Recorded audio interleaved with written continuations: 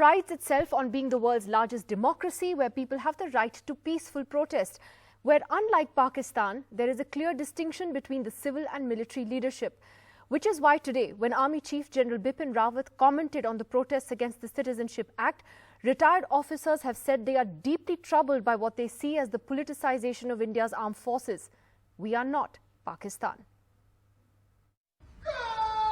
Should the chief of an avowedly apolitical force, the Indian Army, be making comments on the Citizenship Amendment Act? Today, General Bipin Rawat, who retires in 5 days, was speaking about positive leadership, but inexplicably wove in a narrative on the ongoing protests. In a large number of university and college students, the way they are leading masses of crowds to carry out arson and violence in our cities and towns. This is not leadership. General Rawat is the second top military commander to make politically laced remarks this month.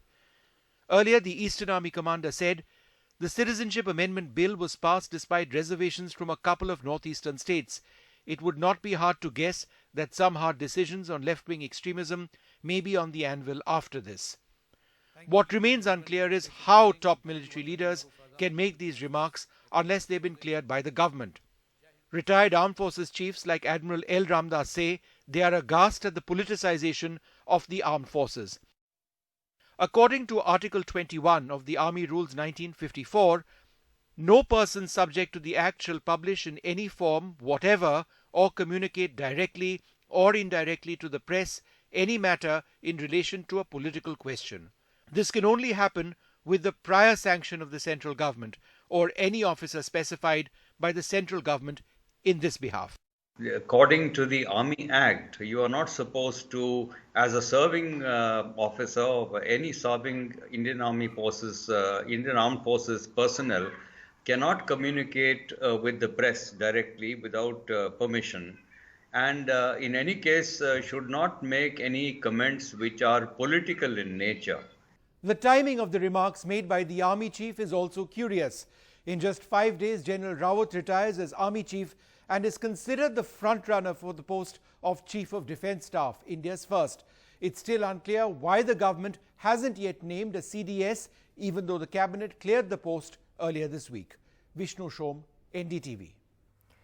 And we have the former Chief of Navy Staff, Admiral Ramdas, joining us on Left, Right and Centre this evening. Sir, you had said in your initial reactions to General Bipin Rawat's comments today that you were aghast at the politicization of the armed forces. Sir, this is not the first time, though, that we're seeing senior serving officers making a political comment in the armed forces. And I guess you're worried about the bigger trend that seems to be emerging here in the last couple of years. Undoubtedly, because, our system is so clear and we have held true to the Constitution that it is civil power that runs the country. We have our very special and professional jobs to do, and we shall speak up if there is something very contrary to that, but to the government and the people in charge there. And if we have any further things to do, the person to go to is the President of India, who is our Supreme Commander. He is the Supreme Commander principally for this reason, that if there is any problem, you should be able to see him and tell him this is the problem or that is the problem. So therefore, this politicization is something just unbearable, because we've had this problem before, and I had anticipated this, and I had written to the Chief Election Commissioner in the very, very beginning before our last elections that, look, I've seen some posters here and there. This is totally wrong. And they had projected the photographs of some former chiefs and so on into that. And I think this is something, and I was assured by him that no, nothing will happen. It will be kept like that way.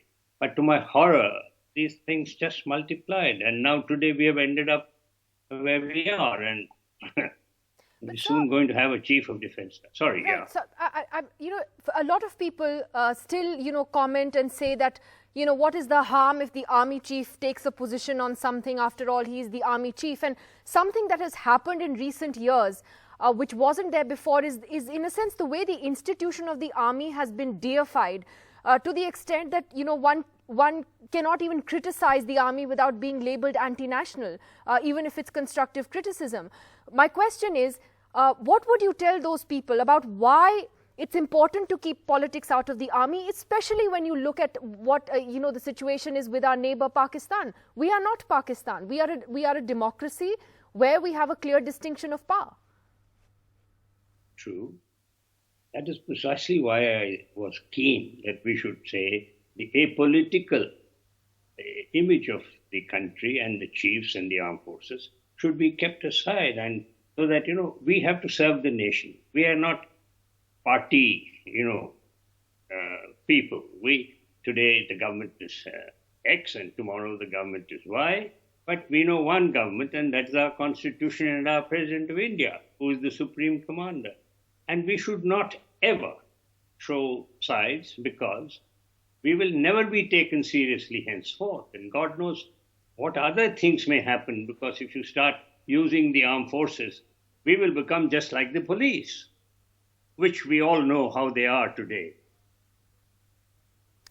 Well, Admiral Ramdas, thank you very much, sir, for speaking to us tonight and being outspoken on this particular issue.